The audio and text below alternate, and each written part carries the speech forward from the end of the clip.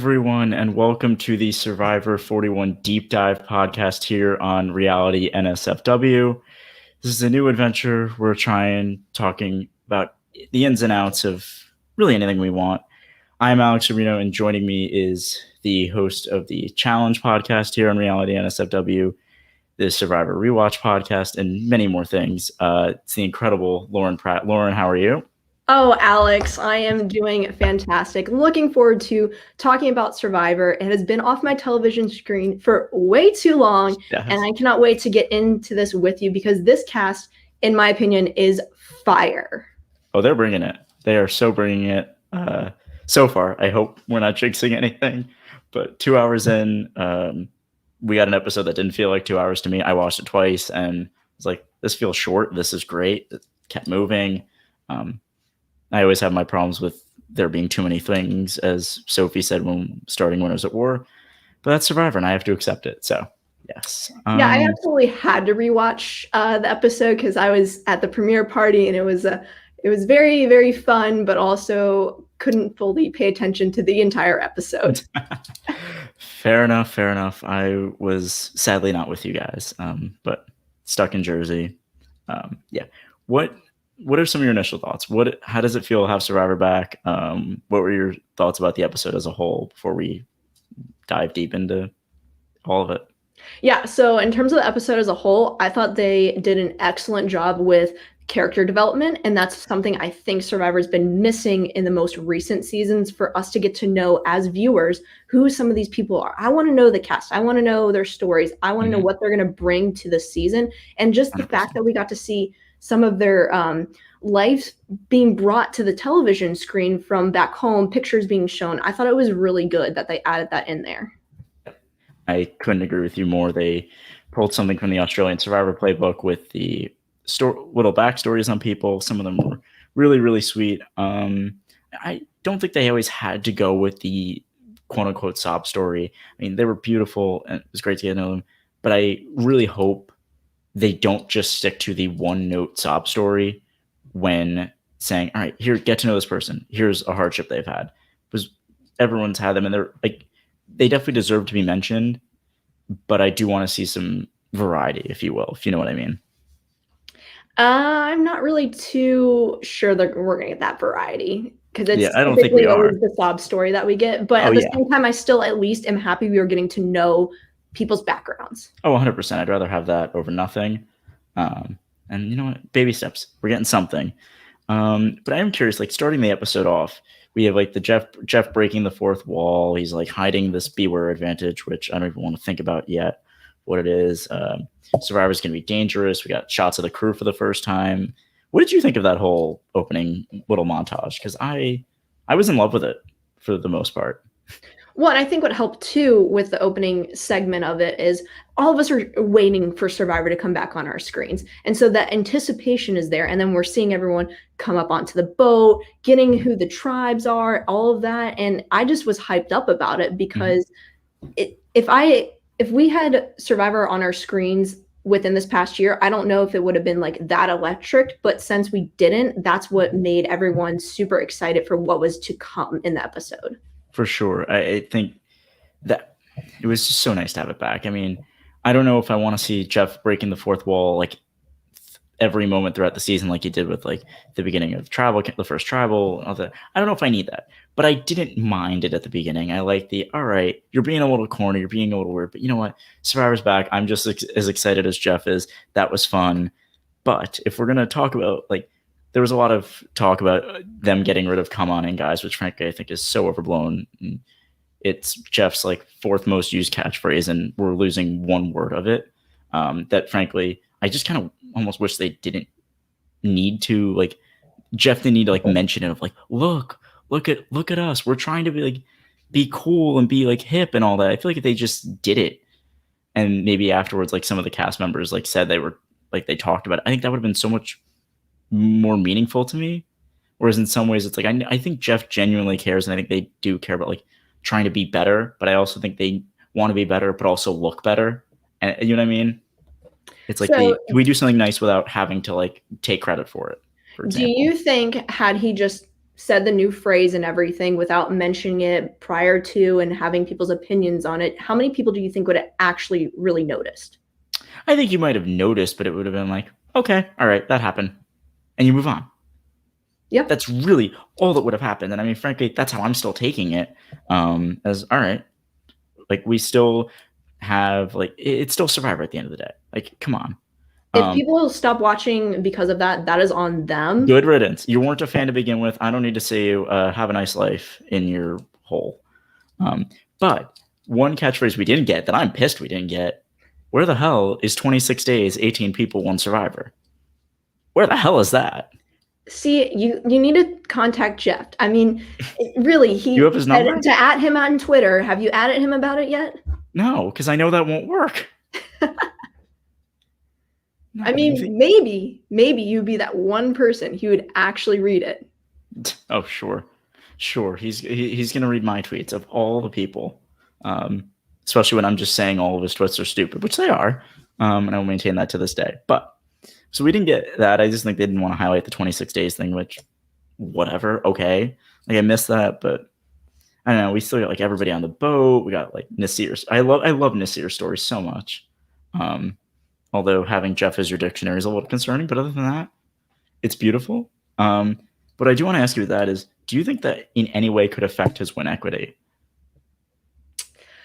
Well, if we're talking about the episode as a whole, he's not really sitting in the most for sure fabulous spot at the moment. So I'm a little concerned for him, but I think he asked a lot of people questions about themselves. So whatever they chose to say or not to say can actually really affect people's perception of you. So you really need to, when he asks you a question, be careful what you say, because if you say the wrong thing, someone can go, that might be a reason for me to get rid of them. Yeah. I think especially with like how fast the game is, them having less time to get to know each other, I think anything is a reason to get rid of somebody. So frankly, I would be worried about that. I mean, I loved hearing the story, and I'm so glad he told it. And I'm so glad he's on the cast. We have somebody that looks like him finally on this cast. It's a shame it took 41 seasons to get somebody that looks like him, but I'm so happy he's there. And he's such just like, in my opinion, like a ray of sunshine. I mean, so many of these people are, but hearing his story, hearing all that really, like, I don't know, it struck a nerve with me in a really nice way.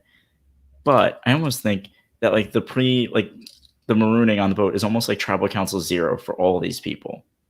And I'm so interested to hear how you think players need to handle that going forward. Is it just the say nothing? Is it pretend this is tribal and say nothing? Or is it, okay, maybe let me be a little human here so people can get to know me and have something to talk about with me when we get back to camp?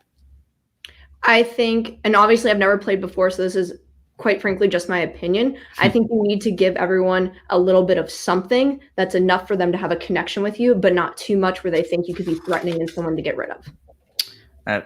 Yeah, I'm pretty much with you there. I would err on the side of giving nothing, and then when you're at your tribe, when you're with your tribe, maybe opening up to them more about these things. But it's also double-edged sword, and you really just have to look at who you're dealing with at the end of the day. Yeah. Well, think about this. What we also have to factor in is we are only shown an edited version. So Jeff could be asking every single person a question, and we're only shown the questions that they want us to see. From what I've heard over the years, that he does go to everybody. So I think everybody needs to be on guard and ready for that, whether he does or doesn't. And hopefully, frankly, if I was playing that game and I'm there, I don't want to be on the episode. I want to say something so dull, so boring, maybe makes Jeff laugh a little. It's something stupid I say, but other than that, no, forget about me. Forget about me completely. Is my idea minute one, because then again, especially if Survivor keeps being 26 days, maybe they're doing Tribal Council on day 2 like they did in Winners at War. Maybe they're doing a Tribal on day 1, because I wouldn't put it past them to do something that stupid. It's like, well, we need to get rid of somebody. How do we do it? All right, you could win the game. And frankly, Final Tribal is only 25 days from now instead of 38. So. Well, I would almost be sitting there saying to myself, please, please, please ask someone that has a story to tell and that they want to talk about themselves. And then that person can go first, and then you can lay in the background and just give your short little subtle answer. Yeah. Frankly, I'd almost want them to go last and just be like, end with a bang. End with a bang. Everybody on my tribe, just talk about yourselves. You're so interesting, even if you've never done anything in your life. And And obviously, we don't know if they're going to go back to 39 days or keep 26. I'm hearing Jeff has been very coy about that. But what I don't know. I just love having like the classical marooning that they did. What did you think about this opening challenge where they have to like find the 6 paddles, jump off the boat, and try to paddle for the flint? What did you think of this whole thing? Well, going into the season, I thought the Yellow Tribe was going to be a hot mess express. Oh And my! I indeed, used the same exact words to they describe delivered them. for me. Yes, they delivered. I thought it was fantastic. And it's fun. I was watching it with a group of fans. So we were all in Micah's nightclub, and every one of us is just cracking up at this Yellow Tribe because we all knew coming in, if there was a tribe that was going to screw up, it was going to be them. But then you have the Blue Tribe who can't even unhook a boat.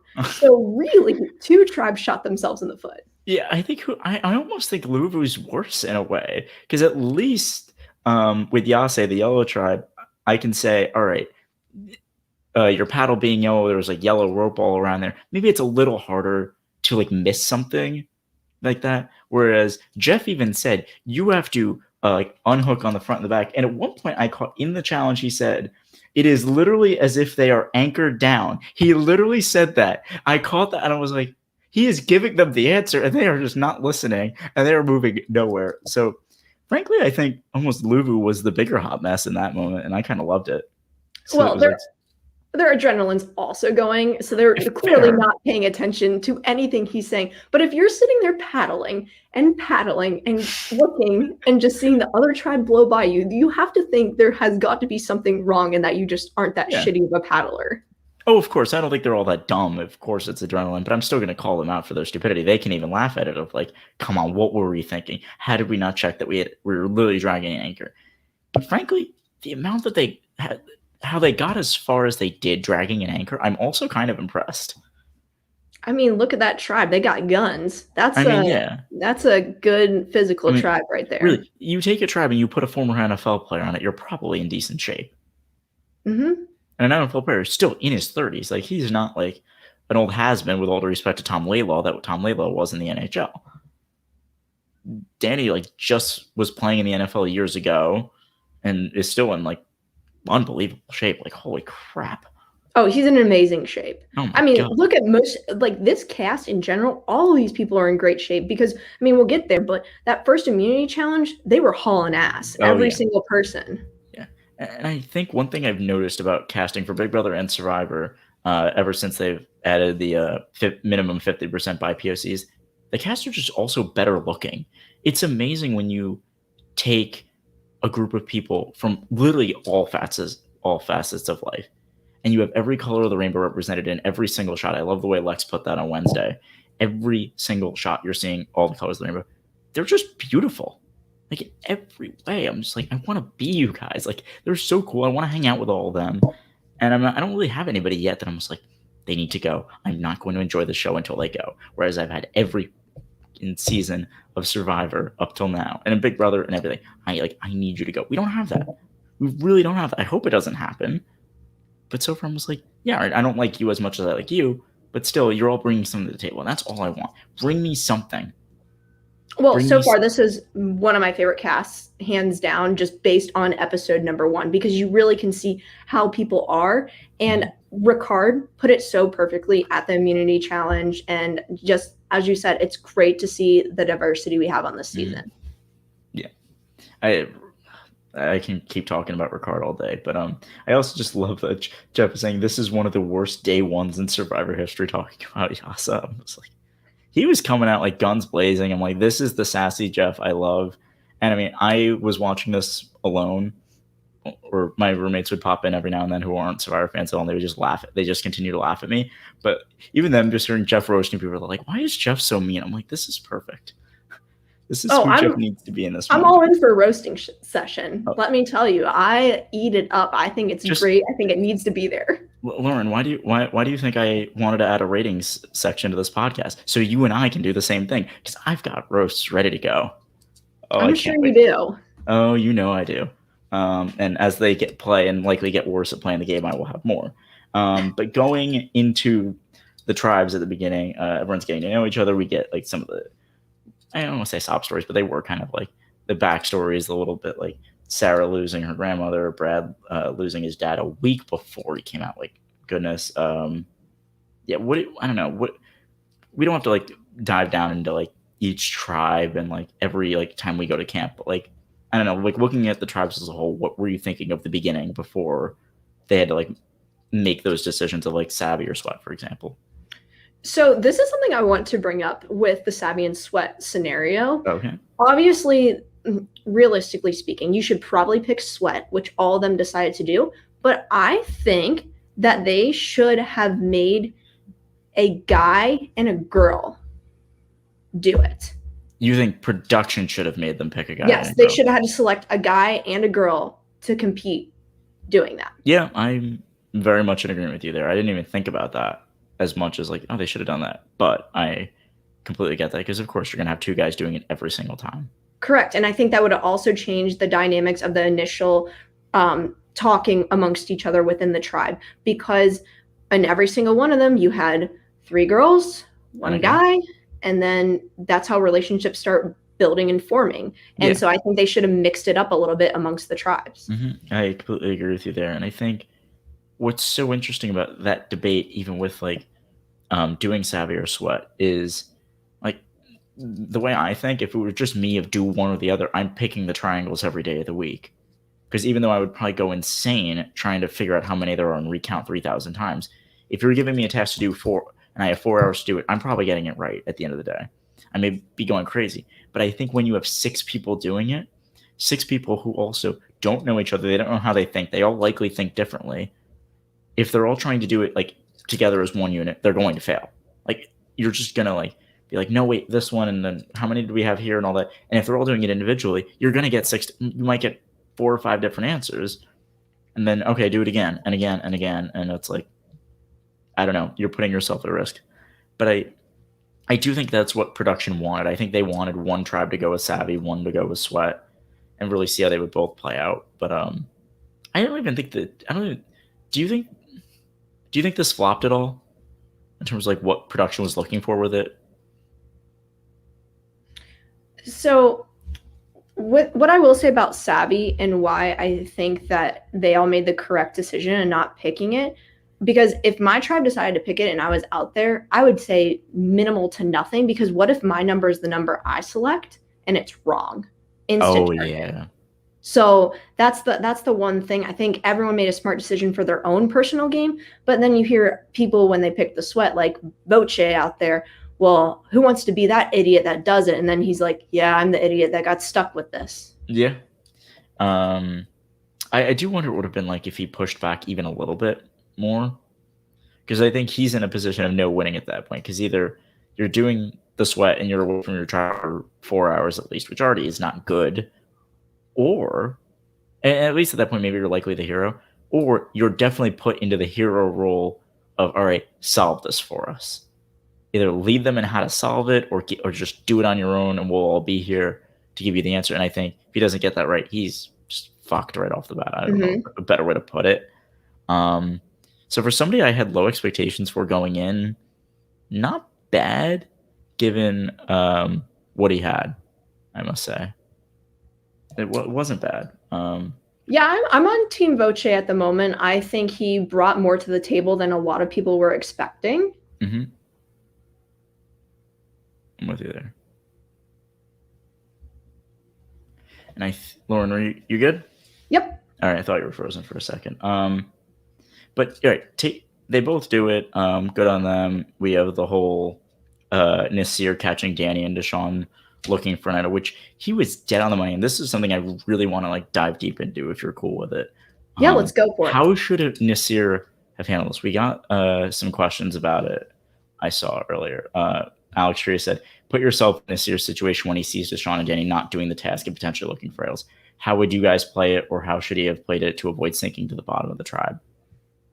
So in my opinion, I think that he did okay with approaching the other tribe members, but the way he went and approached them, he was very he ran back there and said, oh my gosh, I need Heather. Where's Heather? We need to talk about this right here, right now. Yeah. I think his approach was a little too like in your face. Oh, But I 100%. do think him sharing the information was good. But however, we get that little snippet where Sydney then goes and tells Deshawn what happens, which we'll get to this and where my ratings are for that. That's a good move on her because then she almost kind of has both sides a little bit there. I think it's a good move if played right, which we can talk about later. But my thinking with Nasir is, what I think something he could have done is he goes to see that they're looking, go back and invite other people to come with you, and just say, hey, let's take a walk on the beach or something, because then you have corroborated evidence. No one can deny it because they're all like, hey, we saw you. You can't say like, oh, Nasir's going to check on them if all say even two of them or all four of them are like, hey, let's go out, see if they need any, like maybe give them some water or whatever. And if you catch them, great. And if you don't, try again in another hour. And if you end up not catching them at all, even though Nasir knows it, keep it to yourself and save it for when you need it. Because I think any situation of trying to be like the tattletale just doesn't really work, especially at a point when you haven't built any trust for people to believe your word over Danny or Deshawn's, because they've been there for 5 minutes. And when you don't have that agency, you're getting nowhere. I was about to ask you that. I think he went too quickly in sharing the information. He should have held his cards. Way too quickly. He should have held his cards a little bit, and I absolutely agree with that. But I still will say he definitely needs to share the information. But timing, as they say, is everything. And yes. I think they're out still trying to complete the task. I think let them complete the task, let that all happen. And then once you build maybe a strong duo with someone or another strong connection, bring it up to that individual person, not to the entire group as a whole. Yeah. I do think the information needs to be shared, though. For sure. And I think it's a lot of just the show don't tell them right away. So if you bring everybody there, or even bring a couple of people, and they're seeing, oh, look, maybe they are looking for us, so they're not doing the task. That can help you. But I also think what could have been an interesting angle for Nasir to go at is after the challenge is done, talk to Danny and Deshawn. Try to get in with them. Maybe not like, hey, I saw you, and like tell me, or like don't try to blackmail them, but have it as like a bow in your quiver. Have it as something you can use. Maybe obviously you have to figure out who they are and how tight they are as a twosome, and if you would be able to join them or you just be on the bottom and all that, and figure out what would they do with that information. Because if you can like put a little fear in them, they might be trusting you more so. I think that's another interesting way he could have gone about it.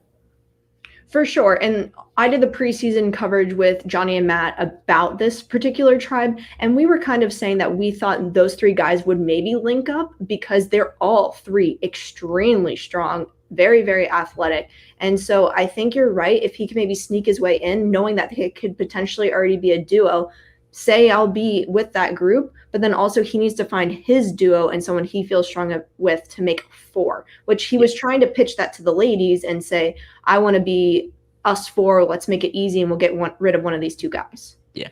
And I think, frankly, the person he would maybe connect with most is either Heather or Erica on that tribe, because Danny and Deshawn, yeah, they're like all guys. They are still very different than he is in terms of like backgrounds, like age. I just think he's like, they're just different than he is, frankly. They're the cool kids, and he's like, I don't want to say the nerd, but like essentially the nerd. And that's where I think he could use them and realize, if he realizes, hey, I'm on the bottom with these guys, let them help me get further, because they're the ones likely saying, oh, we need to keep strength, we need to keep strength, we need to keep strength. And at that point, then hopefully they're saying one of the women's names instead of your name. But I do think he could have, maybe with the exception of Sydney, had Erica and Heather on his side way more. And like there is no way they should have been thinking, oh, we need to get Nasir out at all. Yeah, so we're going to see what happens with Nasir. I'm a little worried if that tribe goes to tribal next. I'm a little more than a little worried, but I love him. I hope he succeeds there. But as we see, people can sink their game in a matter of moments. So maybe someone else screws up and does something stupid. They can sink it worse than the anchor that Luvu did not see at the beginning.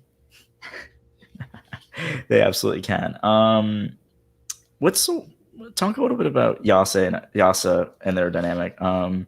Besides, I mean, Voce and Xander, I think, did a good job. They did the task. They were, at least we saw in the episode, they were doing it the whole time. They had no shot of being caught.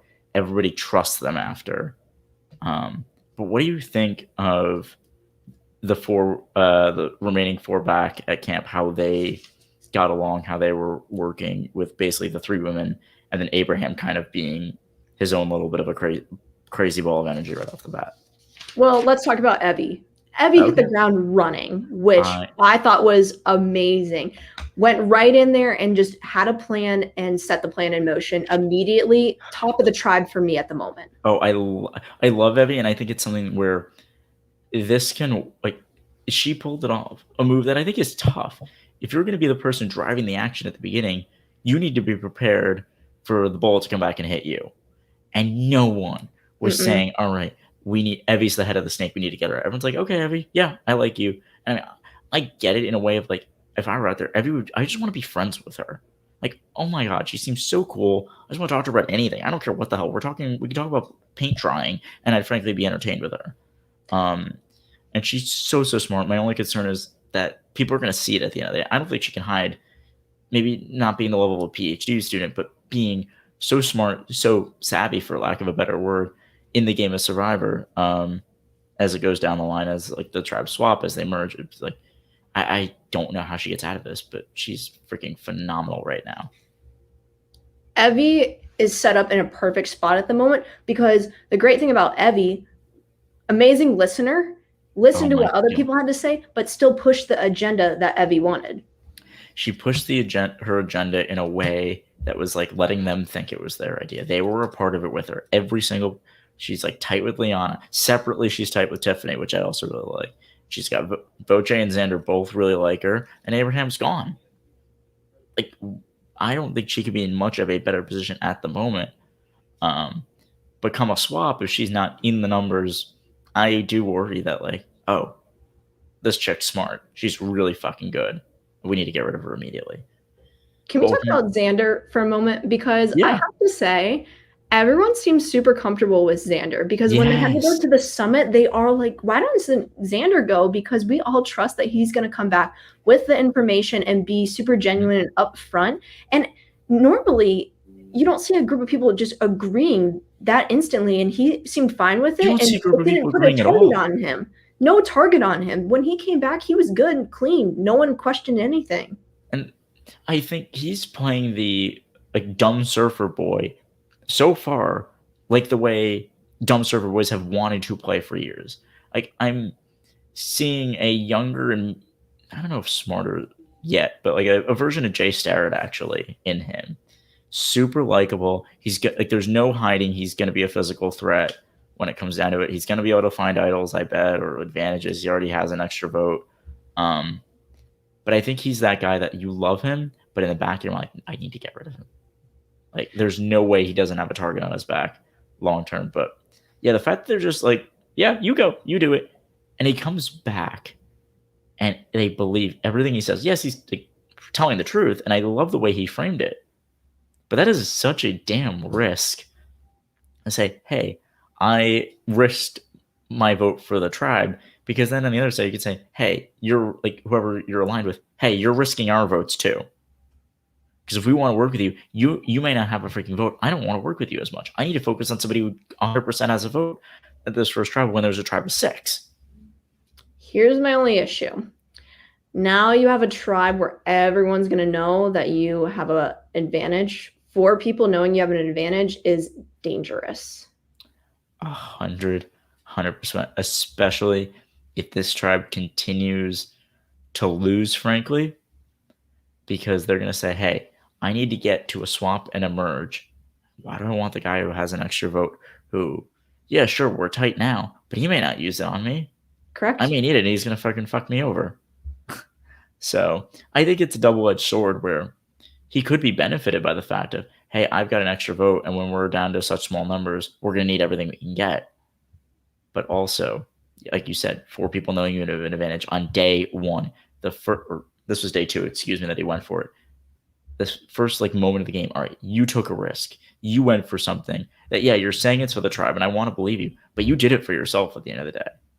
And I think that shows what kind of a player he is, where I almost feel like he's trying to portray that he's like the laid back, chill surfer guy. That guy would also then probably protect their vote and be like, nah, I don't want to risk it in a way. Whereas I think he is like a Survivor super fan. He's a risk taker at the end of the day. And sure, if he can get to a swap or a swap with these people or a merge and he has the extra, maybe he can use it for his purposes. But I don't think he's going to say he's going to be purely tribalistic of I'm using this for this tribe and that's it. Like he gets to a swap with even say like Danny and JD. Hey guys, why don't I use this to help you? I could so see him doing that, or somebody he gets along with. Xander is on my list of people to watch. I think he 100%. is going to go maybe far or maybe go out right before the merge. I just think people might just say, you know what, we got to get rid of him because we know about his advantage. He could use it against us later on down the road. Or they use him as an asset and say, this advantage is for the group, which I do think Xander is the type of player that would use it for the group of people he's closely aligned with if it helps them to get someone else out of the game.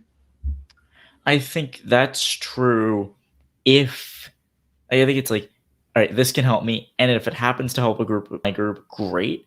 But I do think at the end of the day, he's very much out for self-preservation, whether he like is saying it outwardly or not. I think just that's the way he is, of like him being a fan of the show, who's like our age, who's like been watching it like for a long time. He's like, no, I want to play and I want to play this game hard. I really see that. I don't know. I disagree. I think he's going to be loyal to his people, but this is why this is fun. Yeah, I mean, I think he's going to try to be loyal, but I also think at the end of the day, he's been like, well, I'm here for me. I've got a whole life ahead of me. I'm here to win this game. I hope that's what he's playing like. I'm interested to see how his character development goes throughout the season. Isn't he so interesting? But I also want to talk about, when the boat comes and how they make decisions. We talked plenty about Yasa just sending him. Uwa just drawing rocks. I mean, I kind of wish they didn't have that option. Make the players make a decision. I keep saying this about production. Put the game in the players' hands. It's so interesting when it's in their hands. Don't like give them a cop out. Because frankly, I don't blame Uwa for doing it if they had the option. I would do the same thing if I could. I just wish they didn't have the option of, let's just draw rocks out of a bag and whoever gets sent gets sent. So if they didn't have that option to draw rocks, who do you think would have ended up going from that tribe? Because I think some people would have been like an absolute hell no, but I think there are a few people that might have folded and ended up going. I think you could have seen Brad go, honestly. I think Brad, because at that point, you're thinking, all right, maybe like one of the older members of the tribe, he's like one of the probably the most inoffensive one of them there. He's like happy-go-lucky. Like, is he really going to go lie to you? You don't think so. He's a person I don't think would have such a huge problem with going in the first place. So, yeah, that's where I'm thinking of. It'd probably be Brad. But I could maybe also see like Sarah. See, I think we would have gotten the same result. I think JD still would have been the one going because JD kind of likes to be a little bit in the spotlight. A little bit. Well, I'm just saying I'm working up there a little bit in the spotlight. We haven't gotten back to it where he told his story about his hair flowing, and then he sees two other great guys with their hair flowing in the wind. So I do think JD would have said to himself, I want this experience. You know what? I'm just going to go if they couldn't come to a common ground within the tribe. My thinking is he would have wanted to go, but I do think the others would have been like, I don't know how many of them are saying, oh, yeah, you should go. Unless they're all saying they don't want to go. Yes, but even so, I feel like even if they don't want to go, I feel like Ricard especially is like, I don't want to go, but I sure as hell don't want you to go. And I think if they could have figured out a way, they would have been like, hey, Brad, why don't you go? Or somebody, just like anybody, go, because he's just such a loose cannon and such a firecracker right off the bat, which I love for entertainment. But I'm also just like, oh, JD, come on, slow down a little bit. Like he's playing the way I almost think I would play at the beginning, which would be terrible. The fact that he's not sent home first is like kind of surprising in my book, and I guess good on him or really good on Shan more so. I'm gonna go with more so. Good on Shan there. I just think, here's the thing. Shan is sitting in an excellent spot, but what she has to think about is JD could be trouble for her to have him in her alliance only because he's got a little bit that loose cannon in himself. Oh, he got him out. And I do think he could say something to the wrong person and blow up a vote, and it could go in the terrible direction and tank Shan's game. Shan needs to be extremely careful with having JD in her alliance, because I think JD is loyal, but it's someone you have to keep an eye on. I like loyal people, but I don't need a loyal person I always have to be watching over. Oh my god. Yeah, it's like JD is like her pet of just like, all right, here, stay, don't go no, don't go anywhere. Don't go anywhere. Like almost like Trish with Tony of like, like I have to really go. No, Tony, come back. No, Tony, come back. Like I think that's what she's gonna have to do. And at some point, I hope she realizes, when is the juice not worth the squeeze anymore? When do I need to make this move? It's like if you were playing Survivor with the great Brent Walgamot of like, I'd love to have him as an ally at the beginning, but also like, oh God, please don't say anything. Please don't say anything. Please don't say anything. You're such a loose cannon. Please don't. And then at one point, when are you cutting your losses? I think Shan is extremely self-aware, and she's going to know exactly when to pull the trigger. I don't think that alliance is going to last all the way to the end, because I think Shan's going to realize I need to get rid of JD in order to like preserve my own game and get myself to the end. I hope you're right, but I also think listen, I love Shan. She's my winner pick. I think she's great. I also think we're also saying like from the 2 hours we got that she's like a perfect Survivor player, where it's like, I don't know yet. We haven't seen enough of her for me to say, oh, she'll definitely cut JD at the right moment. Just because I also think how fast this game is. She might keep him in one vote too long, and then he just stabs her in the back or something. Because I think it's like, at that point, I would just be so careful of having the erratic person with you. Because I always think it's like, obviously, it's dangerous having them in the game. It's in some ways, I think, more dangerous having them on your side. Because sure, if nobody knows you're associated with them, great. But that person could also make it known that you're associated with them in a second, and your game could be going out the damn window. I kind of like playing games with wild cards, though. I think it's fun. Oh, I think it's fun. But I think, is it a winning game? In most cases, no. It's a winning game if you know when to cut it loose. If you know when and you're able to. That's, I think, the big like double-edged sort of, when do you know when to make the move, and are you able to execute on the move? Because at some point, JD might go so freaking crazy that everyone's like, oh, we'll just take him to the end because he won't win, almost like Nora and Island of the Idols. Of, yeah, she's crazy, but she ain't winning the game for a hole in the wall. I'll take her. And then if you're aligned with her, you're like, oh no. Like, tell We're JD gonna see what happens. I know a lot of people coming into the season had JD as their winner picks, so it's interesting. I was high on JD. I wasn't that high. I was also like, a 20-year-old doesn't win this game, and I still think that somebody my age is not winning this game.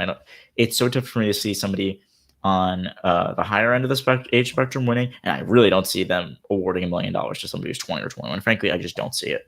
Well, I was extremely high on Sarah. Loved Sarah. Loved her bio and everything. Yes. I was crushed when she got voted out. I thought she was such a delight and a good person to have on the season. So I'm normally not that bummed when people go home early, but she is one in particular where I'm like, Sarah, I wish we could see you play again, because I think she would change so many different things and do really well for her. Oh yeah, I think give her a couple of years.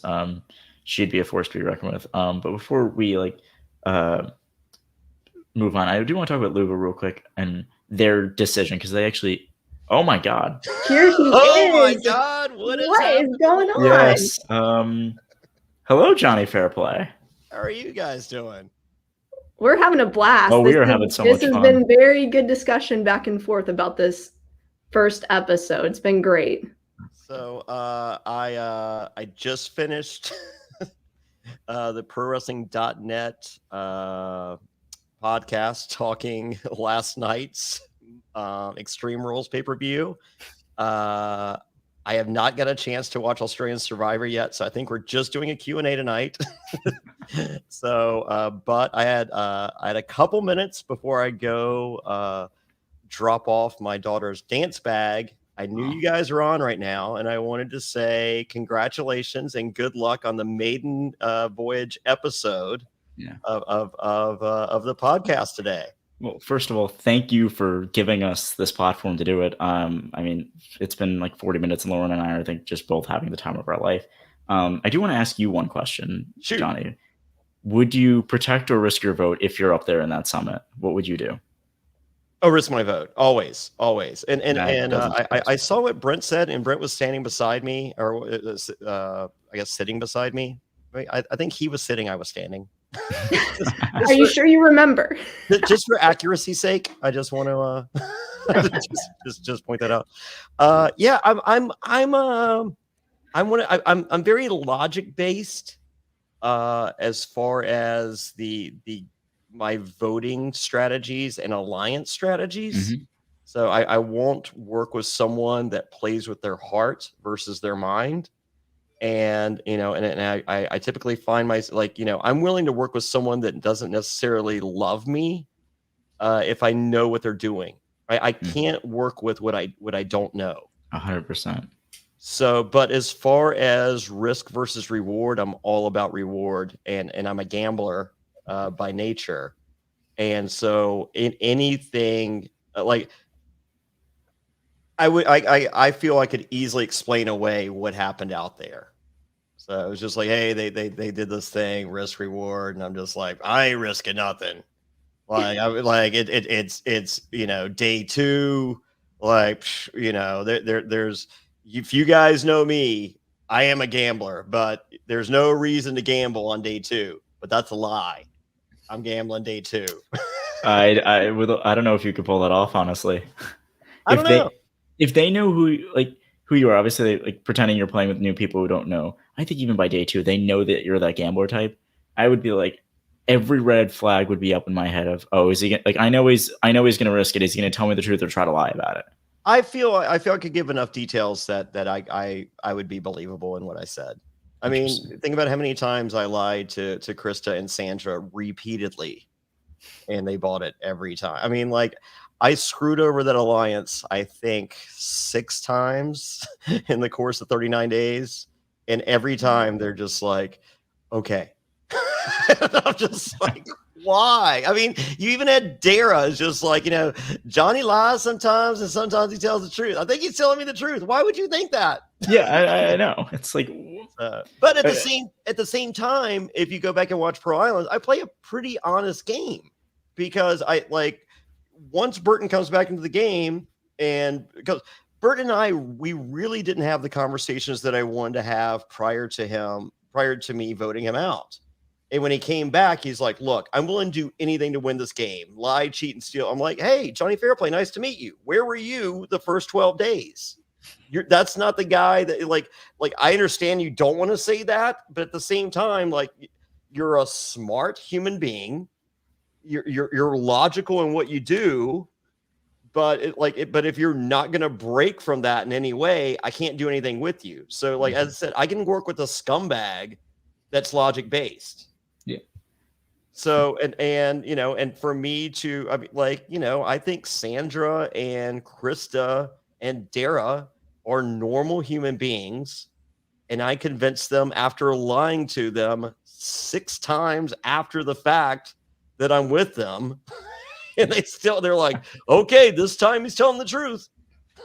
Yeah, it was gold whenever you did that. And I will say, I think that you would have been able to come back to this group of people with your story straight and would have known exactly what you were going to say and be able to sell it to them. Since you are a gambler, though, if you were in Sarah's position at that tribal council, would you have played your shot in the dark? I would have to know more of what was in Sarah's head at the time. Because if there was no reason to feel that way, we saw, even though it was a 2-hour premiere, we still saw literal minutes of each tribe. Yeah. So maybe there's a conversation that she's having prior to going out there that she's like, all right, I'm good. She said at tribal she was scared, though. She went to Shannon. She said, I'm so scared right now. And then then if you're so scared, then play the die. Yeah. Yeah. So, but I feel that there was conversations that we didn't see. Yes, she was scared, but I think in her heart of heart, she was like, I'm scared, but I've heard enough stuff that I believe what they're feeding me. Is it that early on in the game, you're almost trying to play a little too cute and be thinking down the road before you've even made it past the first vote of all right, I obviously want to make it to day 4, but if I'm at day 4, having basically thrown all my ammunition out the window, I'm definitely going home next. Do you think it's because so much can happen after? I mean, as a newbie, it's difficult to rationalize that, but like once you've played the game, so much can change in 2 days. For sure. Yeah. So like and they're playing at a faster pace, at breakneck speed. The game is different, all those things. So, but I mean, I feel that Sarah's too nice, and that's a compliment. Yeah. And when Brad threw her name out there, like I would have been guns blazing after that dude. Or is Bob or Brad? No, you had a Brad. It's Brad. Yeah, guns blazing. Like when he's just like, it's obviously got to be Sarah or was it Shan. Sarah and Shan? Was that to their faces? Who were both standing there? Oh, right to smack right down there. to your face. Yeah. Like it's like, cool, let's continue this conversation. And you just wait and wait and wait. And the second that Brad leaves, it's just like, fuck that dude. And it's like, look, if he'll say that to my face, imagine what he'll do to you, which in some people might consider admirable, but I would use it against that dude so fucking hard that it's just like this fucking like fucking who is fucking Napoleon Dynamite over here trying to tell me that I should fucking go home? Yeah. Fucking Napoleon Dynamite. You go home. It's so interesting that like if I'm in Sarah Shan's position, yeah, I want him gone. But if I'm everybody else there, I want to keep Brad for now because he's going to tell me he's going to be that straight shooter. And the minute I'm going to hopefully know when he's coming for me, and then I take my shot at him. I would rather just that's not a logic-based player to me. I mean, like, I agree with you. I listened to Alex and Lex, and I disagree with Lex in that it's just like, hey, he's a straight shooter. He comes from an old school mentality. That's what, farmers just, that's how they are. Mm-hmm. And I get all that. But if this dude is dumb enough to say something like that, this dude is dumb enough to say something that he shouldn't involving you that will fuck you. Yeah, when you're trying to lie or something, he could spill the beans, and it could tank. He could do like a Keith Nail thing at a tribal council, and then stir everything up, and you're screwed. He's like the opposite of like almost having an alliance with JD. Like I'm holding them both by a leash, but by like a different kind of leash. I'm in both cases, I'm telling them nothing that I need, but I'm also just like, no, stay. JD, stay. If I'm out there, JD's going home. Yeah, like that story. I'm just like stop talk. Like that the wind was blowing and like we talked about it. Oh yeah, and it's just like do you not like that? Do you not hear yourself? Like that is not the story. Like everything about what he said was this dude is lying. Like if I come back, I'm not mentioning the wind or my hair. Unless there's a fucking shampoo reward. And I'm coming back and I'm just like, guys, listen, there was a shampoo reward. I had to do it. Look at me. Yeah, but if someone's taking shampoo on day 2, I'm not believing that they were offered shampoo, and B, I'm like, hey, you're fucking gone next because you're the biggest idiot on the planet. Well, it's not necessarily shampoo, it's conditioner, to be honest with you. And either way, like I'm not wasting the conditioner day 2. But I would like to have conditioner day 15. Oh, I agree with you. And I would be like, hey, they gave me like, they're like, here's this conditioner. You don't have to use it now. Would you like to save it? I'm like, yes, I would like to save it. And then I'm going to use it. Yeah. But I think, I think for the good of the show, I think people would understand that I need a conditioner on day 15. And they would sympathize. So, and like if bougie Heather is on my tribe, she would definitely relate. Yeah. But looking at that whole like protector receiver, I know Brent actually said to us, he was next to you during the watch party. But Brent says, but should you? It's a zero-sum game because somebody has to not go for it for you to be able to go for it. What do you think is the play here? Lauren, what do you think about that? Well, here's so if you're putting if Jonny was out there doing it, I think Johnny's self-aware to know these are the people I'm stuck with. I agree. Someone's going to protect their vote, so therefore I can risk my vote and I'm going to be fine. But in general, just like saying like you're generally there, you realizing it's in a way is a zero-sum game if somebody has to risk it. How sure do you have to be, and I'm asking you both of you, how sure do you have to be that one of the other two people you're with is going to protect their vote for you to risk it? Yeah, I don't care about any of that. Yeah, I was kidding. Oh, at all. Okay. Yeah, I know. Frankly, I think you're losing your vote then. But at the same time, like Danny McRae seems like a legit dude. Mm-hmm. And so, like, you know, probably in your heart of hearts, you're like, well, Danny's going to save his vote. So, like, I can risk. Yeah. That's what I'm saying. You got to read the room with the people that you're 100%. With. You're going to know this person's not going to risk their vote. So therefore I can do it because who cares? Yeah. But if I'm out there, like, if I talk to everybody and they're a bunch of scumbags, I'm just like, I'm going to risk it, but I'm probably not going to get anything out of this because these guys are scumbags too. But like, but Lauren's right. Reading the room, like as I said, Danny McRae, we looked it up. He made over $3 million in the NFL. He's like, hey, here's the safe play. Like, I've made $3 million. I want to add another $1 million to it. Here's the safe play. Turn to the right, and I'm just like, swipe left. I think, at least from my perspective, I need to be so certain that one of the other two are doing it for me to risk it, and I'm also able to be with a group that already has some level of trust in me, like Yasa did with Xander, so that I can say I'm doing this for the tribe. Because otherwise, I'm gaining one extra vote, which yes can be powerful at some point, but I'm also realizing I could lose my vote. I am one of 6 people. I could already have a target on my back for just being gone from my tribe for however many hours. I'm saying I need my vote. I can't be the idiot who lost my vote and that no one is coming to strategize with me because they know that I have no power. All right. So they were all in close proximity to one another, correct? Yeah. When they did that. Well, not when they made the decision. Yeah, they all left to go make the decisions. They were all together isolated when they went to the summit and all that. Then they split off and had to go each down individually, make their choice in their selection. Okay, so they didn't know what that. So I was about to say, if they were in close proximity, like I would like yell. I'm like, we're all protecting the vote, right? Yeah. And I'm just like, I'm not. So okay, so that's not an option. Yeah. So, I mean, I think Lauren's right. Read the room, but Survivor's a game for $1 million. It's a bunch of strangers. You don't really know anything. I'm any opportunity to roll the dice. I'm rolling the dice just to roll the dice. That's just me. I'm a gambler. Yeah. And I'm coming back, and I have a good story. Whatever, like, I might not mention the lose a vote. I might not mention, like Xander's thing. Like, I wasn't like, they seemed cool with that answer. I wouldn't have been cool with it. It's just like, this vote's for us. I'm like, how's this vote for us? They didn't mention anything of it. They were totally fine. We even brought that up. They just seemed so trusting in Xander that he's going to play that vote for the group as a whole. Yeah. So we're going to see what happens with that.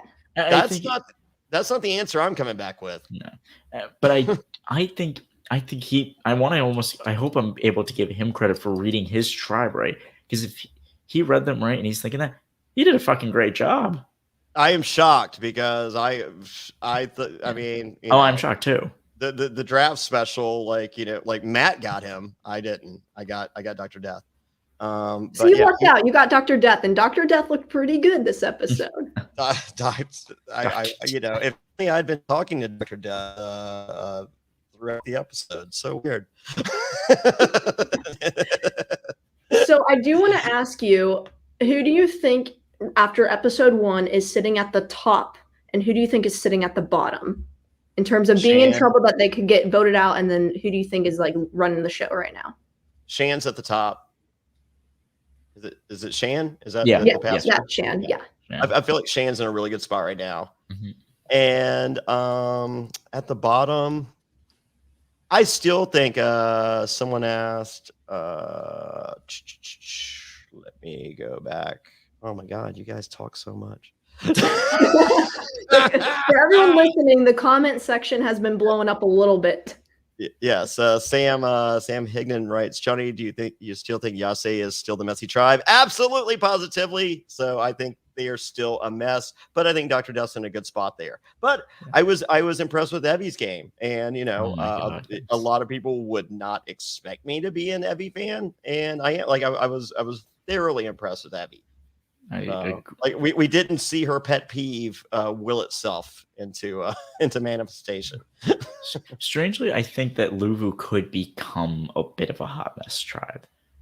I think maybe because they are so strong, and as Lex says, it's a detriment to women that play the game, that that's always the go-to when you lose early. It's we got to keep the tribe strong, and there is some rationale to that. I think, but I think there's also a counter argument. So because when one tribe loses someone, or now two tribes lose someone, the other tribe has to sit someone out. So, yes, they're probably going to sit out someone weaker, but you can't sit the same person out 2 challenges in a row. Sure. My thinking is sure. Maybe I'm going to guess they sit out Heather next time, probably, depending on what the challenge is. But likely Heather's the one sitting out for them. But I do think if they lose with I think you have Nasir, who's made enemies with Sydney, who's targeting him, and I think Deshaun and Danny, sure as hell, probably aren't his best friend. I think he can cause such chaos and just spin everybody into just such a frenzy that I think they lose one challenge. I think then they could be on like a domino effect for as long as they don't swap. I'm cool with that. No, I'm cool with it. I just like good TV. I mean, honestly, I don't have enough invested in any of these people at this point to where, I'm gonna cry next week if someone goes home. I mean, I hope. Oh, if Dr. Death goes, I think you'll be a little teary-eyed. You'll be the only one. You'll be the only one crying if we lose to Oche. Yeah. So, but yeah. No, I thought it was a great premiere. So as I said, I just wanted to take a couple of minutes and wish you guys good luck. I love this idea of a deep dive after the fact, when you've had time to process it. And real quick, because I don't know when I'm going to have a chance to say this on other podcasts. I'm going to be at Guns N' Roses this Wednesday. I'm going to be in Durham, North Carolina. Go to survivorafterhours.com to pick up your tickets to join me in Durham, North Carolina, along with a lot of other folks. As far as the Ricard thing with the come on in guys, I have one issue with it, and one issue only, and it's very it's ridiculous. In that I do it, my Jeff Probst impression is limited to "come on in, guys," and like I don't know if "come on in" sounds enough like Jeff Probst. I feel like my guys nails the impression, but listen, if I don't give a fuck, maybe y'all shouldn't give a fuck, because I don't. If it bothers someone, why do we have to do some shit that bothers people? So and if it bothers you that he's not saying it, how about you say it at home and pretend he did, and it'll be okay. So no, for anyone up in a tizzy and death threats and all that, stop it. It's a fucking television show that we all love. So Russell Hantz, you're not watching, great. Your takes are hot garbage most of the time anyways. And so, maybe he's a hot garbage person. but I mean, listen, if it there's no reason we need to bother to say something every 3 days, and like you need to mentally and physically be there as much as you possibly can in this in this reality television show game competition. And if this is something that bothers you and potentially bothers others going forward, then let's subtract. Like, don't you want to see people play the best game possible? Yeah. So if we can subtract a non-fucking variable from that equation, let's do it, and let's watch the best gameplay we've ever seen in the history of the show, and that's what I'm voting for. Yep. 100%. Absolutely. sorry to disappoint evil Jonny Fairplay, but I'm not sorry. And get over it, guys. Yeah, it's amazing to me how little of a life do these people who are upset about it have, that they are worried about this with all that's going on in the world, with all that we even saw in 2 hours of Survivor. That's what you care about. Well, I mean, it's the cat. It's he. I get. I mean, the season between 38 and 40 that I like to pretend didn't happen. We all do. I felt like the entire season was an after school special, and I get it, and I hate it for those people. I hate it for the viewers. I hate it for anyone that attempted to podcast about it. So I think that is an extreme. I don't feel like this was that. No, I mean, I feel like it's 2021. Like the world is different, and and if that's a little thing that can make so many people happy, like don't let it. But like as I said, say it at home. Like you can say it in your house, and if it makes you happy, it's there. And there were 3,000 recordings of Jeff saying it over and over and over again for 20 years. Yeah, it amazes me. It's like, well, here Jake Burston writes that Jeff has like 100 catchphrases better than that. I'm upset we lost. Jake's repeating what I said earlier. One Survivor in the intro.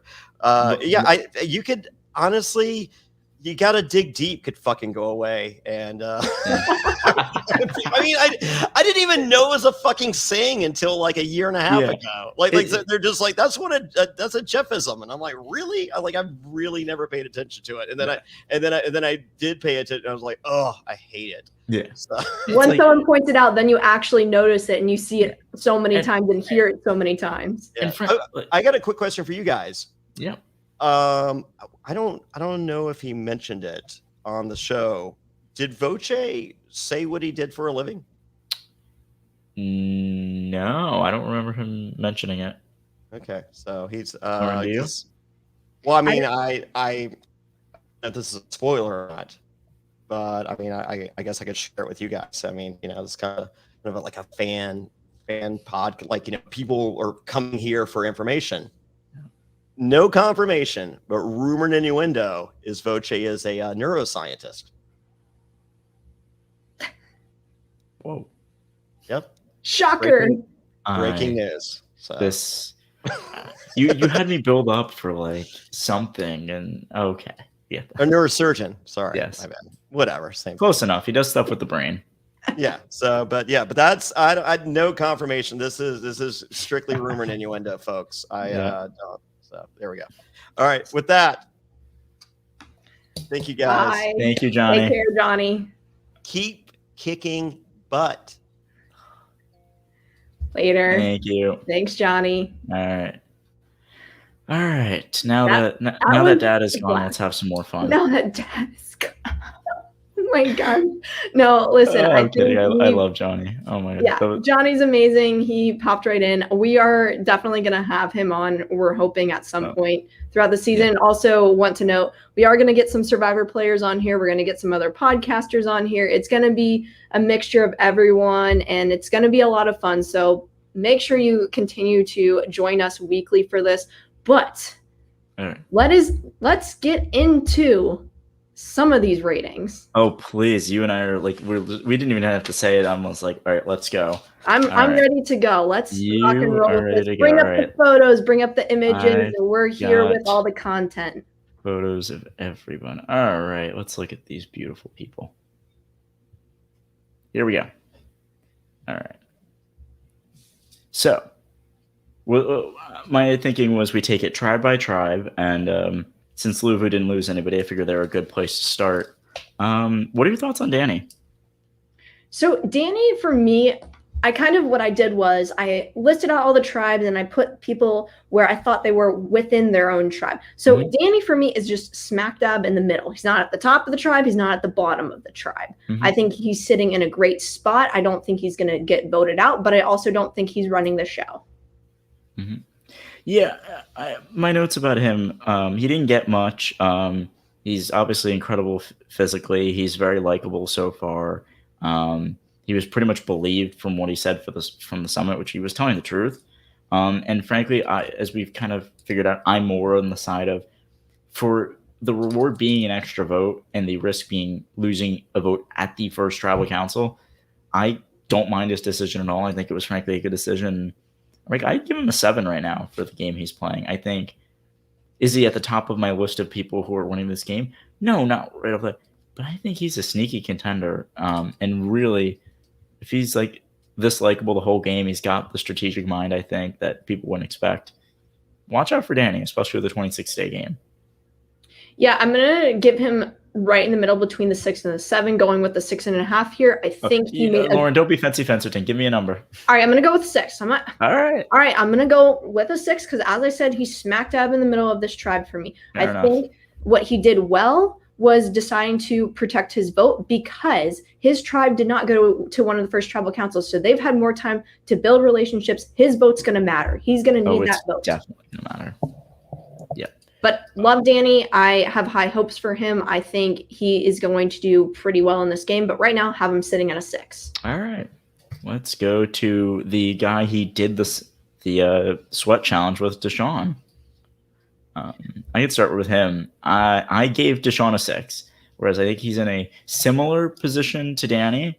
But I think he's more drawn the ire of Nasir, I think, so far. Whereas I feel like if I'm looking at who's Nasir going to be mad at the end of the day, I think Danny can smooth things over with him better than I think Deshaun can personally.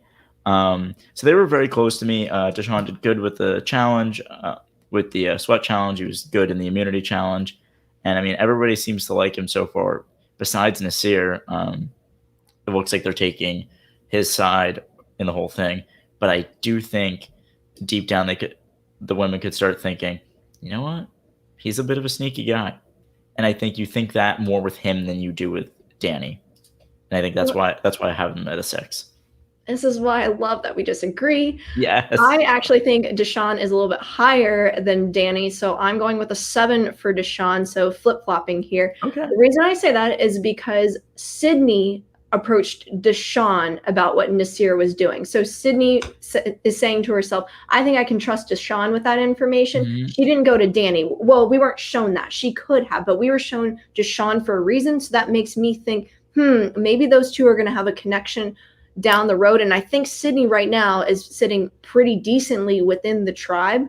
So no one said anything bad about her so far. So I think Deshaun, got to give it to him a little bit over Danny. Interesting. I think I originally, going into the season, I had Deshaun above Danny in terms of like what I expect from them, what I think they're capable of. But I think maybe I was just more impressed with Danny through this episode. And I think Sydney coming to Deshaun, I think, is almost a double-edged sword. Because, yeah, it's confiding in him. But Deshaun didn't seem like the person who was just going to take it and be like, all right, this is good. I almost think he took it as like a little bit of an offense, a slight, which fair, but I am worried that like he would be the one to more confront Nasir about it, given the way him and Danny seem to have acted so far. But then again, we don't have much on either of them. So it's hard to make a judgment. All right. Ready to move on? I'm ready to move on. All right, let's talk about Erica, who we really got nothing with. I wrote in my notes next to nothing on her, quite literally.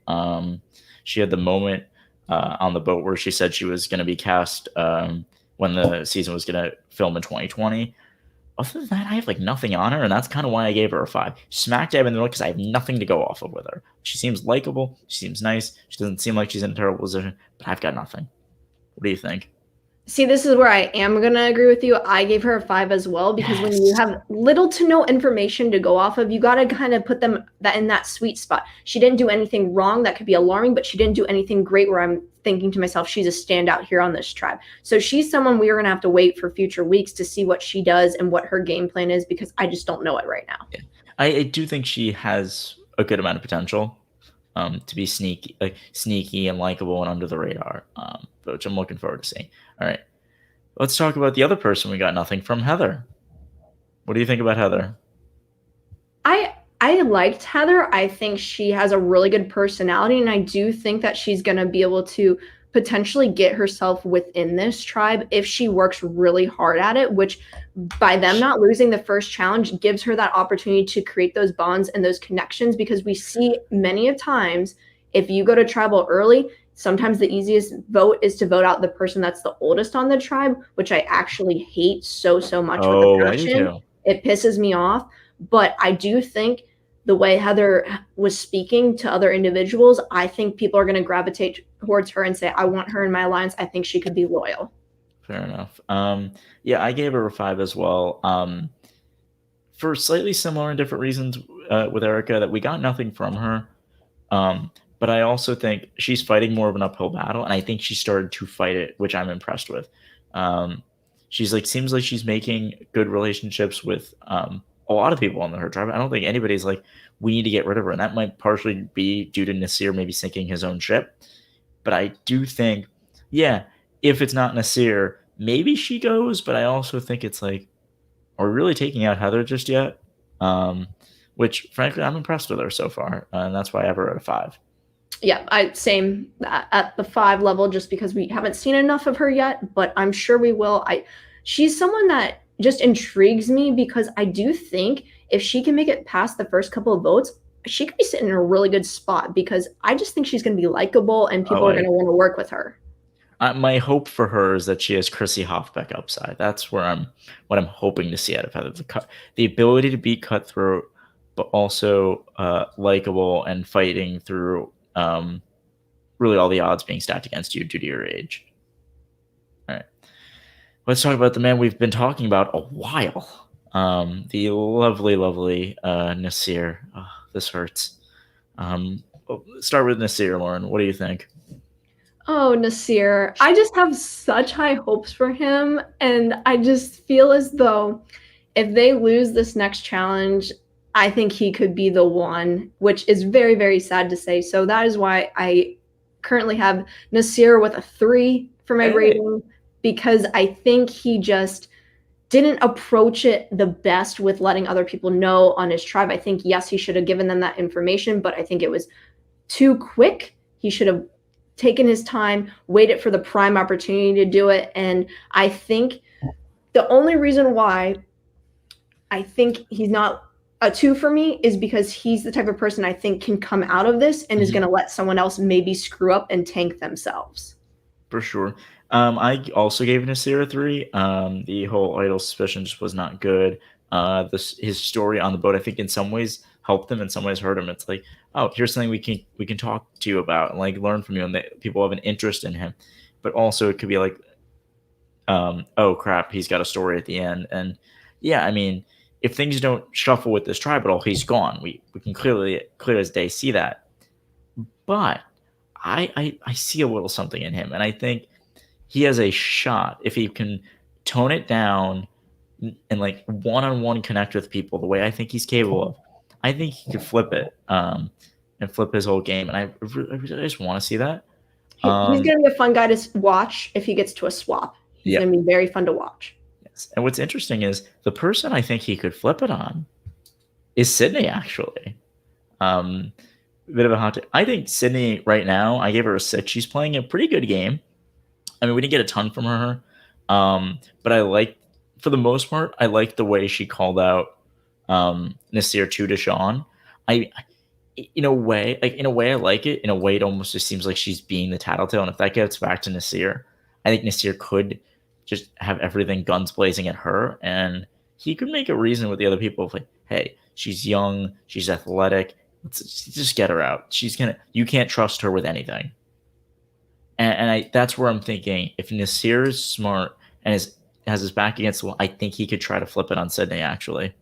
And that's why I didn't go higher for her. Interesting. All right. So I'm going to put Sydney with a 7 only because I have a different take on it. I think she might be sitting in a decent spot on the tribe because I think people are going to want to work with her. And a lot of the times people have been talking, keep the tribe strong, keep the tribe strong. She's the most athletic girl that they have on the tribe. I don't think if a girl is going to be targeted, I don't think it would be her. And I do think I hear you with what Deshawn can do if Deshawn approaches Nasir with that information. I just don't think Deshawn's going to do it, though. Interesting. Yeah. it depends how things go, and I think it's so different. Like that, yeah. They haven't lost yet. They're still like in some ways the Kumbaya tribe. I think the minute their backs against the walls, you see different like animals come out with all these people. Like a different type of player comes out. And I'm interested to see what type of player emerges for all of them.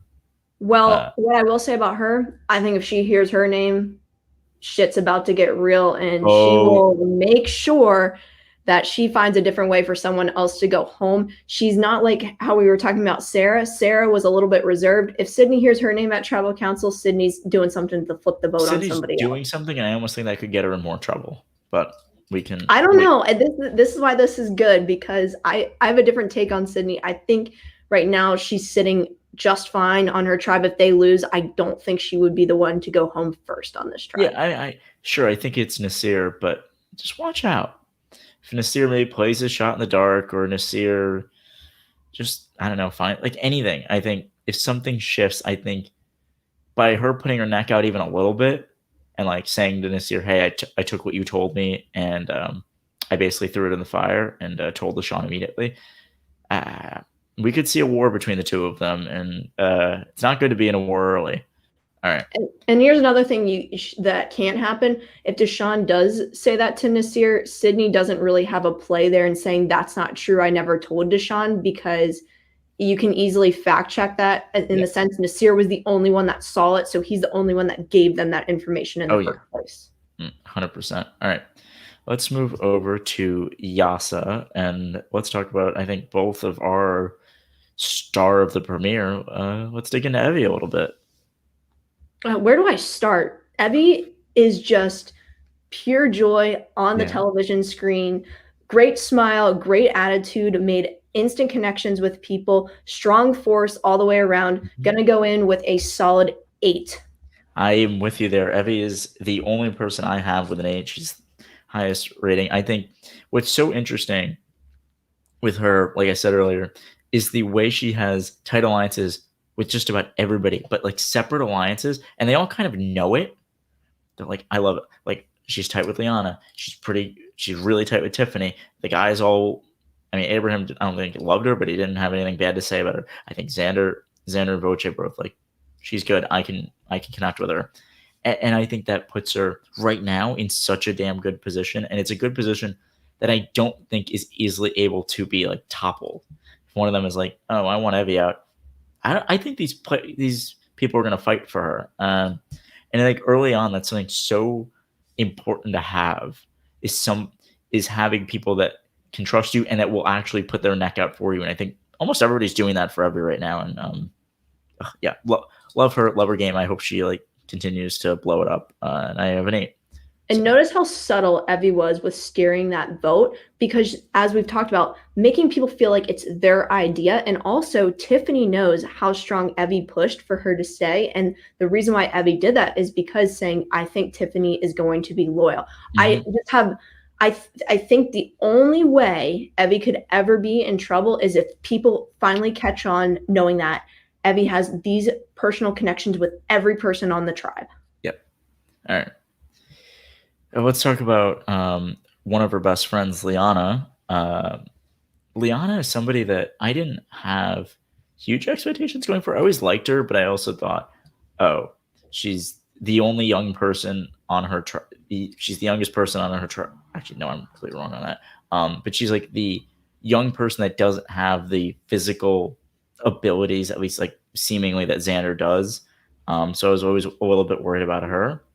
But I think the influence she had on the vote in terms of telling Tiffany, hey, you're the decoy. We don't want you out. We want Abraham out. I think she had a pretty damn good influence there. And her relationship with Evie helps her. I gave her a 7, actually. Okay, so Lyanna, for me, I gave a 6 to, only because I still didn't get enough. Fair enough. I think Lyanna has, the strong connections that she was able to build with other people, but I just didn't see the shining on my television screen of her and what she could potentially be throughout the season, which is also sometimes a good sign, because sometimes in episode 1, people that come out to play longer term they don't show right at the beginning. So I think she's a character that is going to need to be built and built to the audience. For sure. I definitely think she's a force to be reckoned with. And another person I think is a little bit of a force to be reckoned with, but maybe isn't the best position possible, is my girl Tiffany. I think Tiffany, well, in a tough spot, and if I'm looking at who's going next, it very well could be her if that tribe loses again. Tiffany impressed me in a lot of ways. The way she was able to remain pretty damn cool, calm, and collected, knowing that Abraham was gunning for her the whole time, knowing this guy is gunning for me. And the way she was able to shore up relationships with every single person to make sure that they all agreed with her that Abraham had to go. I was rather impressed with her. She's tight with the women, especially. I think that will help her a lot, especially now that the women have a 3-2 advantage on that tribe. But yeah, I mean, physically, she's not the strongest by any stretch. She's on a tribe of very strong people, so I don't know how, if they'll lose that much going forward. I mean, I can kind of say that of all three tribes to another extent. But with all that said, I gave Tiffany a 5. All right, so here's the thing. I was leaning more towards 5, but now my mind has changed to giving a 6. And the only reason I'm going to go with a 6 is because Tiffany was self-aware enough to know that her name was on the docket for potentially being able to go home, remained calm, cool, and collected, did not freak out, went to people and figured out ways on how she could stay in the game. And she made that real good connection with Evie, which Evie is going to be a strong player based on what we've seen so far. And I think if she goes to Evie and makes a final 2 deal, something like that, to let Evie know that she's in lockstep with her, I think Evie's going to push to keep Tiffany around.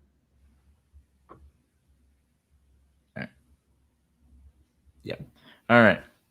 Are you ready to talk about, as Jonny Fairplay calls him, Dr. Death? Oh, Mr. Voce, yes. Let's bring him up on the screen. There he is. Here's what I will say. First off, we did a little draft. It was Elaine, Cody, Denny, and myself before the season started on the Johnny's podcast channel, Reality NSFW, right here. And the reason why I think some of us were low on him, Elaine even pointed out, I can't see his eyes.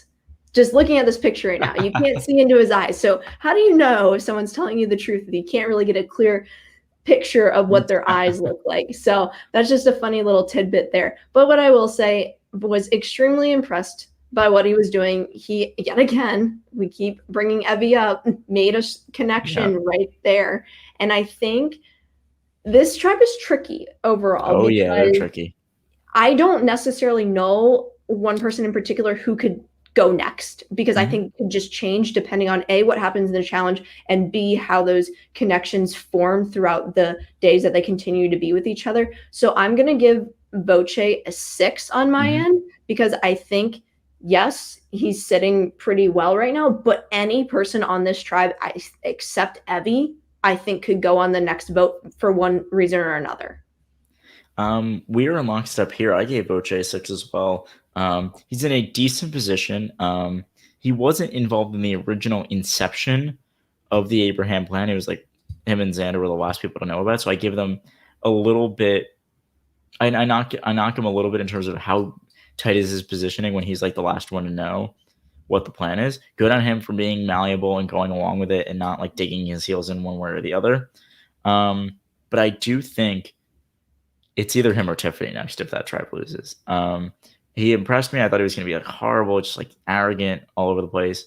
But this was the David I was hoping for. The like smart, analytical, but still likable player.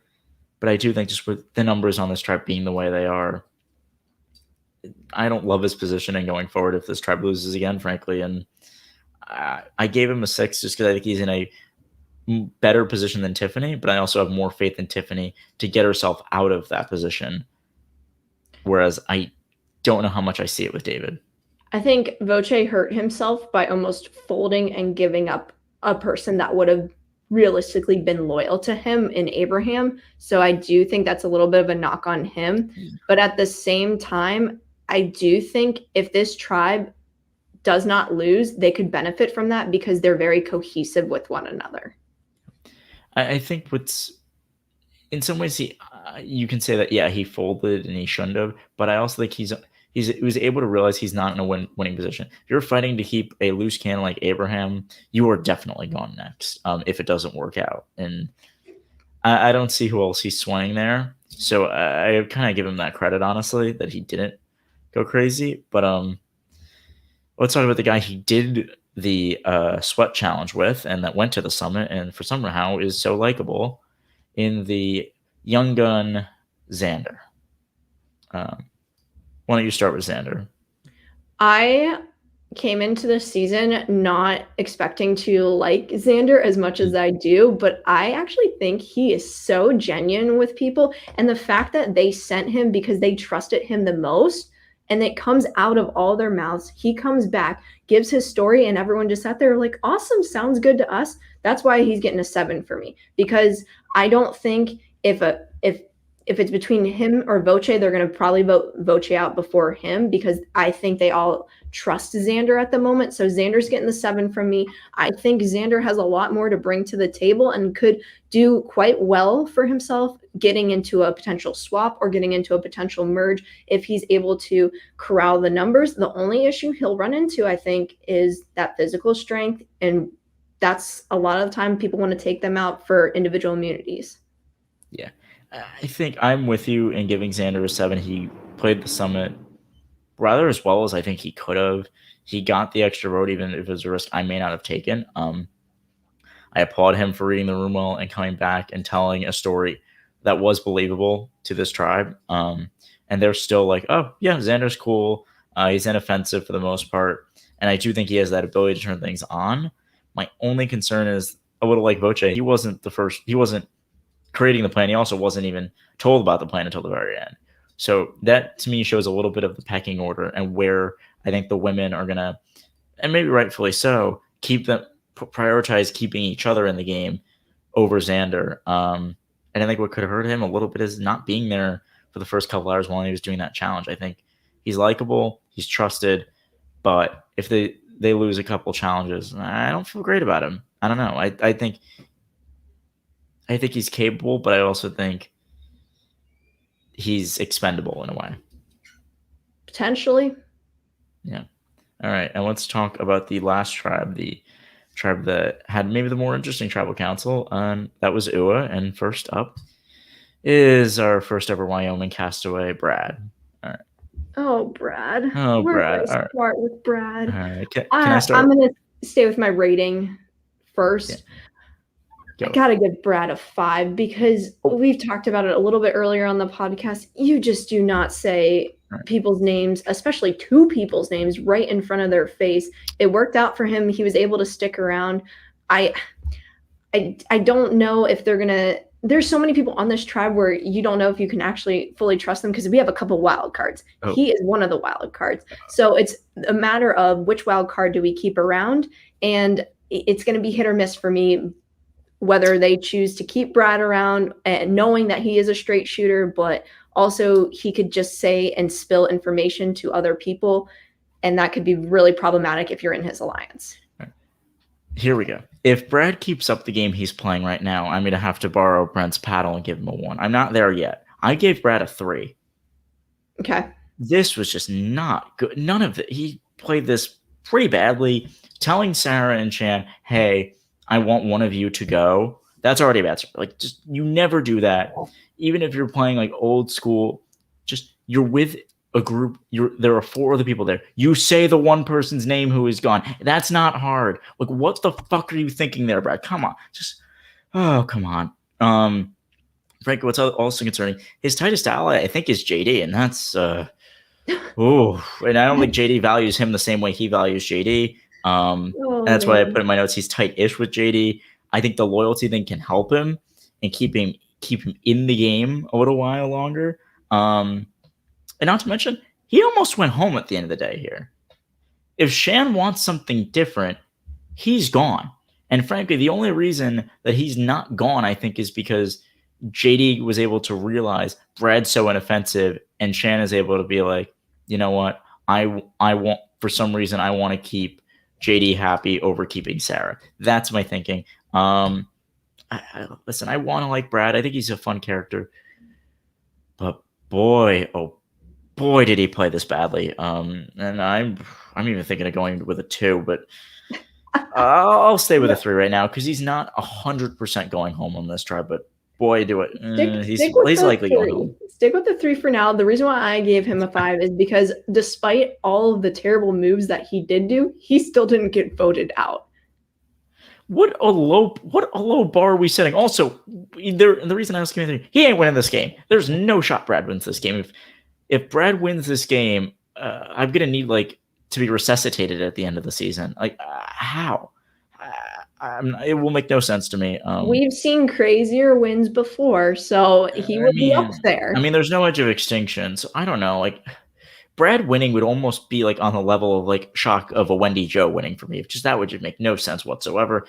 But you know what? Survivor 41, things don't always have to make sense. But I don't know. Brad's bringing me entertainment, not much else. All right, let's move on to a person who's giving me a lot more in every category, and that is JD. Oh, JD.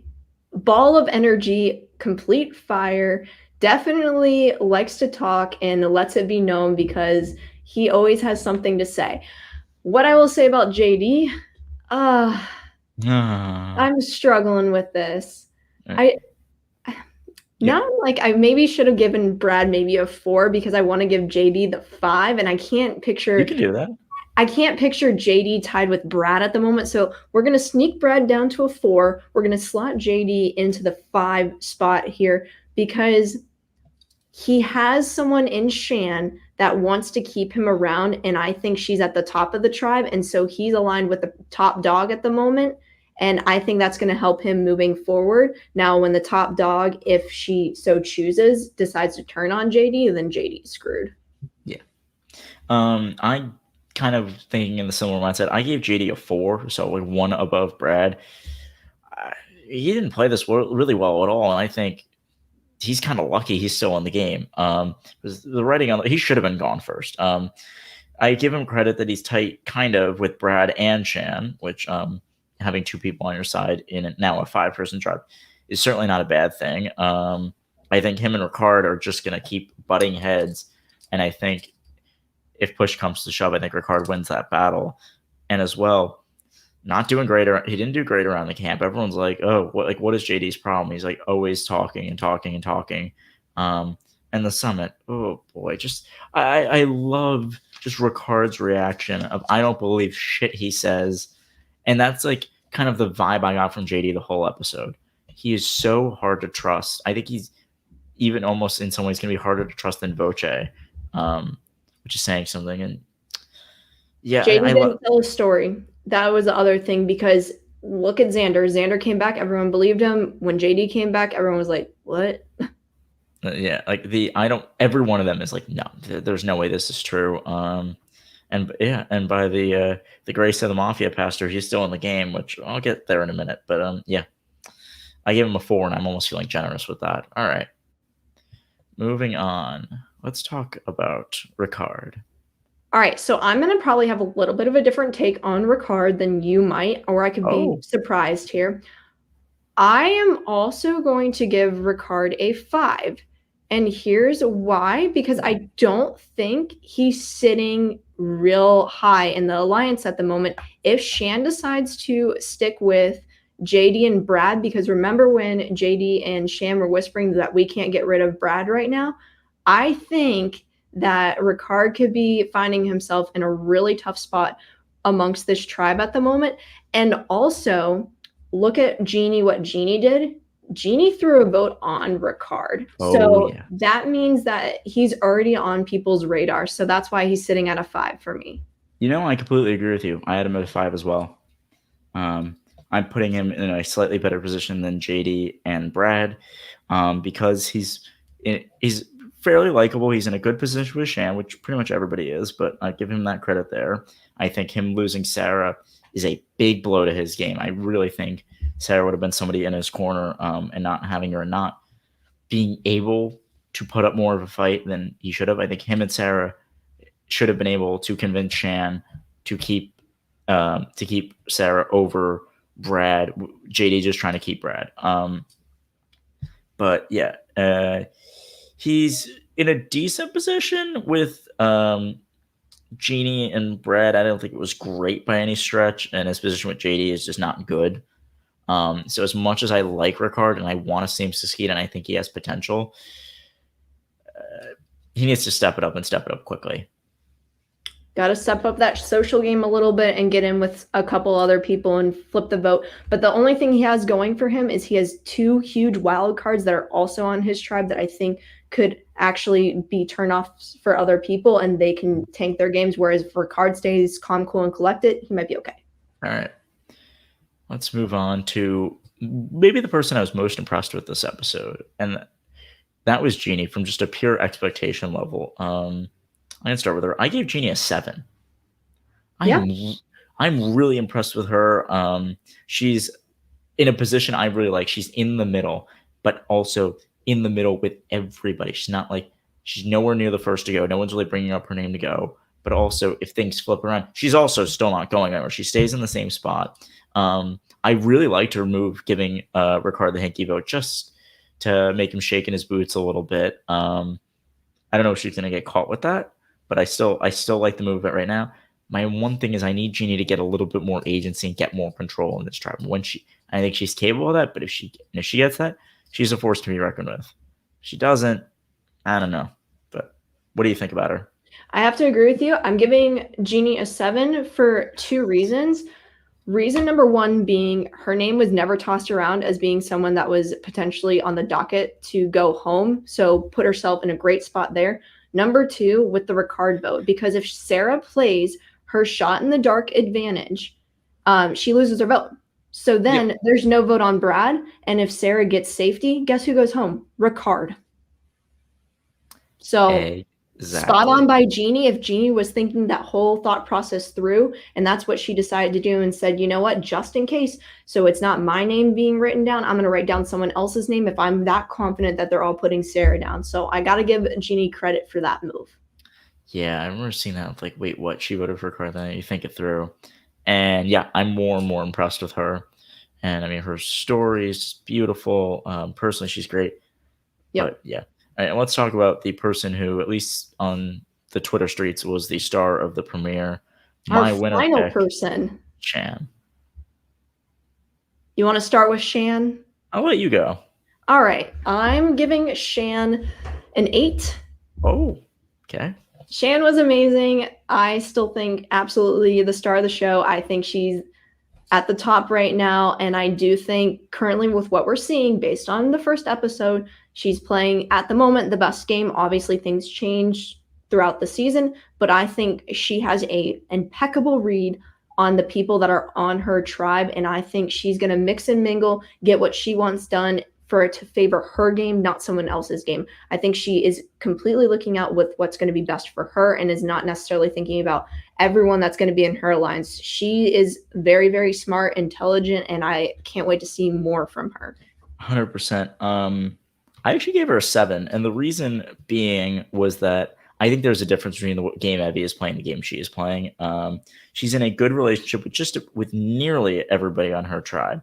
I think her and Brad still are a little bit shaky. And to be honest, I think her having JD as a bit of a loose cannon can benefit her. It can also be a big detriment to her game. And I want to talk about this with you while we have a little bit of time. What do you think about her decision at the end of the day to vote out Sarah over Brad? Because I see the benefit of it, but I'm also not a huge fan of it. I'm really not a big fan of it. I was hoping that she would have kept Sarah in the game because I actually think Sarah would have been loyal. Yes.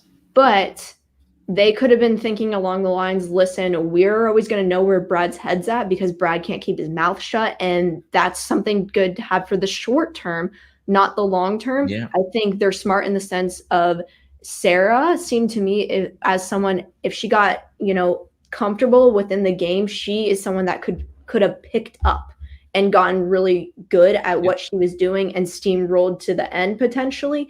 I think that they made the right choice because Sarah could be more of a threat down the line in comparison to Brad. Brad's not a threat. I think she's, of course, I think Sarah's overall the better player, and if this is a little bit later in the game, I completely agree with you.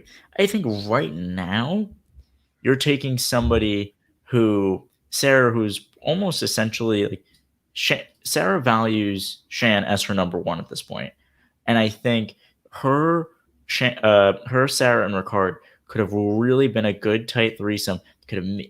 Because I think she was more worried, I think, about placating JD in this moment and saying, you know what, who do I want to have in my pocket, JD or Sarah? And I think at that moment you either need to vote out JD, frankly, and just say we're done with him, or if you're able to see that, like, you know what, he's a loose cannon, but he's my loose cannon, you can placate him after and get rid of Brad. Say, hey, you know what, like, Brad said my name. I worry about him. Like, I can't have him here. I know you like him, and I think she could have been able to smooth that over. And so I think for her being in such a dominant position, I'm worried it could have been a misplay. And I think this could be the thing where she had an opportunity to be at the top and not really be known as being at the top, whereas now I think she's on the top. Well, she's going to find out rather quickly if the decision that she made hurts her in the end, or if it doesn't. It could be a detriment to her game or a brilliant move. So we're just going to see. And that's why we talk about this and break it down, because every single episode, it's going to change with your thoughts and perspectives of people in the cast and what they decide to do that in that particular episode. Oh, yeah. Can we talk about, like, what do you think of the whole live tribal aspect of the Uwe Tribal Council? Are you a fan of it? What did you think of that whole little charade? I'm fine with it now that we have subtitles. We had a little bit of subtitles. I think it's better, but I also think it's like I kind of am going back on it, whereas when it was every once in a while, I didn't mind it.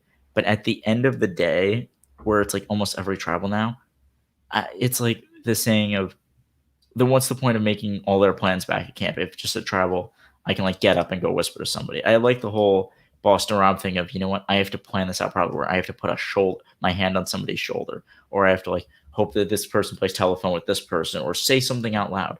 I think it's giving the players a little bit too much of an out, which I don't love, but if it's not every minute, I think it could be good. But one thing I want to talk about Sarah with real quick, and as much as I love her saying to JD and Chan, do you want me to give you space? You never do that. You never give people space. Be an annoying pest like Troy Zan was with Michaela. No matter how bad they want you to go away, you stay there, because they're not going to talk about you with you there unless their name is Brad and they're an idiot. That was her one bad move. I think she, as Jonny pointed out earlier, she's just too nice, and that's why she gave them space. But again, look, great episode. We're gonna definitely be breaking this all down throughout the season, and I'm really excited to do this. As we said, it's gonna be a good season, I think, just based on what we saw in episode 1. Yeah. There was one funny line I actually wanted to just point out real quick. Earlier in the episode, after JD got back from the summit, he was talking about his decision. He said, and I quote, "The best decisions in Survivor history are made by eeny, meeny, miny, mo." And I just thought, like, what is he saying? Where are the best decisions in Survivor made without thinking and just doing eeny, meeny, miny, mo? Can you think of a moment? Because I really can't. I don't know. And that's the thing. Some of the stuff some people say, I'm like, what? Yeah. Yeah, and JD's one of them. Like, him and Brad are both just like, what are we doing? Like, what are we doing? Come on now. Like, wake up. But yeah, I guess overall, it's for the episode, I don't know. I felt like there were different ways, like, things were shot, things were portrayed. Like, for example, we didn't have Jeff saying next time on Survivor. We had Jeff talking to the camera a little bit more. My big thing was, we had a couple scenes without any music. Have we seen that in Survivor in a long time? Like, there's two people walking and there's no music around them, or confessional and there's no music. I think I prefer not to have the music. Oh, I'm with you. I can hear them a little bit more clearly. So I'm a fan of that. There's some things that they added, I'm like, we don't really need this. But that, I think it's just better so we can actually hear what they're saying. I think sometimes when people talk, the music hides what they're really trying to Yeah. get out in the background. For sure. And I think it's so interesting that the things we're talking about we liked are almost the subtractions. Doing less is more in some cases. And I think that's what I hope they learn. But yeah, I don't know. I'm just, is there anything else you have about this premiere? Because I'm just, I've had so much fun with it, and I've had so much fun talking with you for the past hour 45. I have nothing else. All I have to say, I'm super excited for the season. I'm excited to do this with you. It's going to be a blast because we're just going to be back every single week with a new group of people. You never know who we're going to have on here, but I can tell you this, we're going to have some great people along with us. I do want to say, just be sure to keep up with all the content that we have here at Reality NSFW. We are podcasting most nights of the week now, especially with Survivor back on our screens. And the other thing, if you want to become a patron, go to adfreensfw.com. It's a lot of fun, great group of people. There's game nights, there's the Q&A, they're watching Australian Survivor right now. So much content over on the page. Be sure to check us out. And thank you so much, Alex. Lauren, where can people find you on social media? And all? Well, see, here's the deal with me on social media. I'm going to get better at my tweeting game because I haven't been tweeting for a while because not typically my style, but I'm at Lauren_Pratt6. Where can they find you, Mr. Alex? I am at Alex M. Rubino, even though I tweet like nothing, but maybe I'll start doing a little bit here and there. Because we're doing this podcast, we're going to start tweeting. So all right. You've told me I'm doing it, so I guess I'm doing it. You guys can follow us here when we come for the podcast each and every week. Yes. Thank you guys so much for listening, everybody who is in the chat with us, making this so much fun. And yeah, Lauren, thank you so much for doing this with me. This is so much fun. Absolutely. All right, everyone. Y'all take it easy. See you next time. All right.